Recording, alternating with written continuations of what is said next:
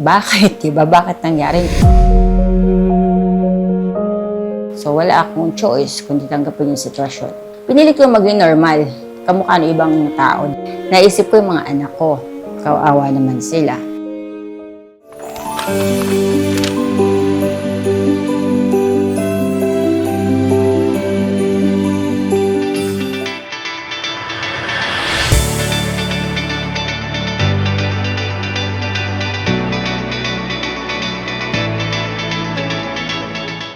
Ako si Maria Leje Evangelista, 47.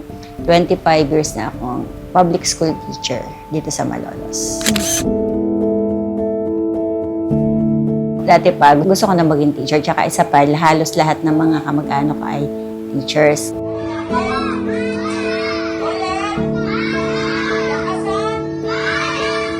Mahirap siya pero fulfilling kapag at the end of the school year, nakita ko na yung mga batang hinawakan ko ay nakakabasa, nakakabilang, naiintindihan lahat ng mga natututo, in short.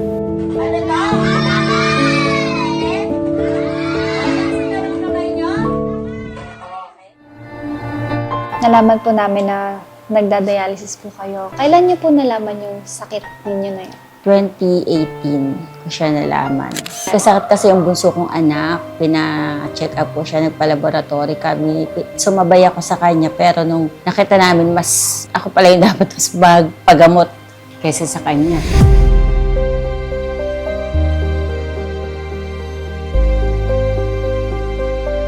Ano po unang sinabi niyo nun sa sarili niyo, ma'am?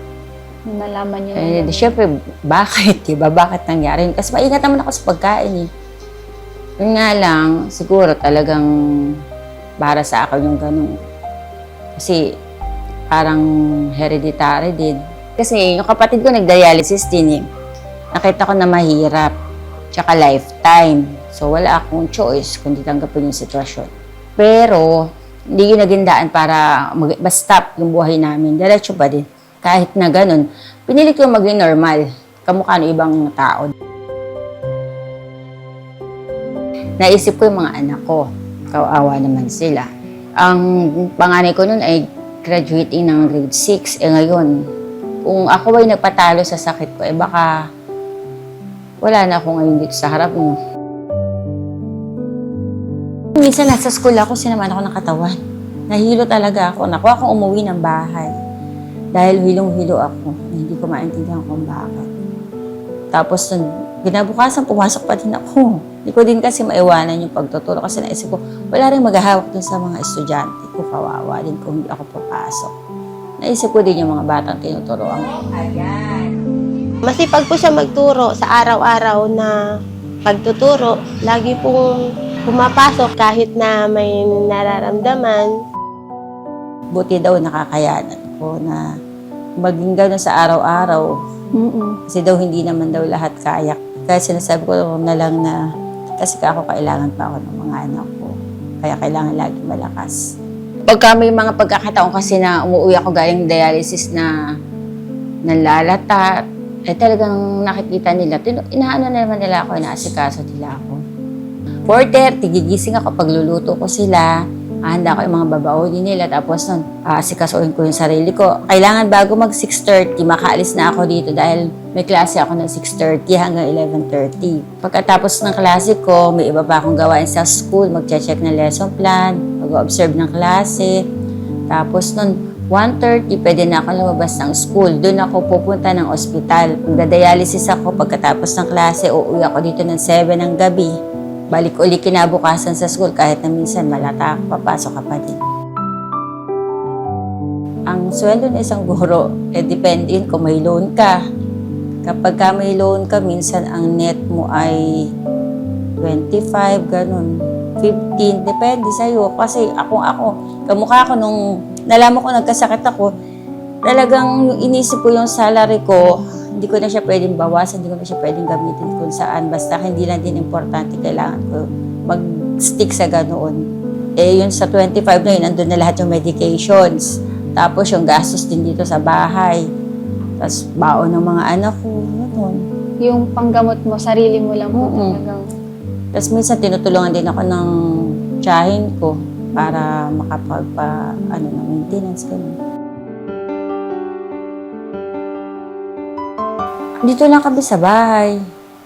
Magluluto lang ng konting salo-salo. Tapos puminsan pumunta kami, pag Pasko, pumunta kami dun sa lola namin. Dun kami stay.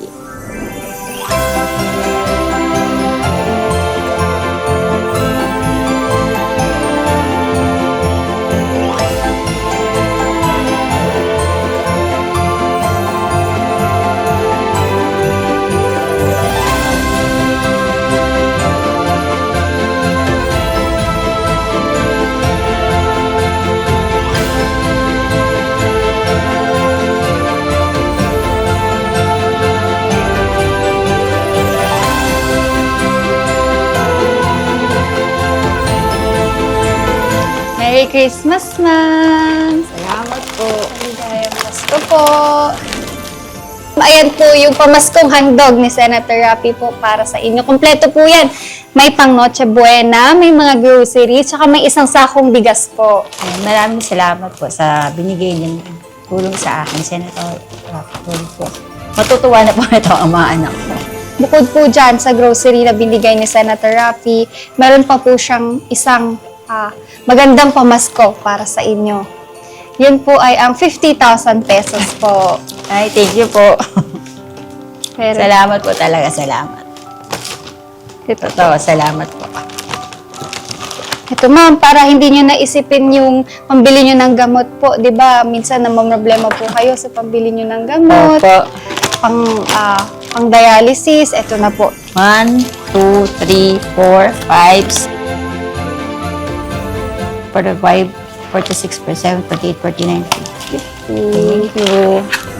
Ay, malaking tulong po ang maibigay nito sa akin, pati na rin po din sa mga anak ko. Malaking bagay po talaga. Sana po ay marami po kayong gurong matulungan. Salamat po sa inyo at God bless po.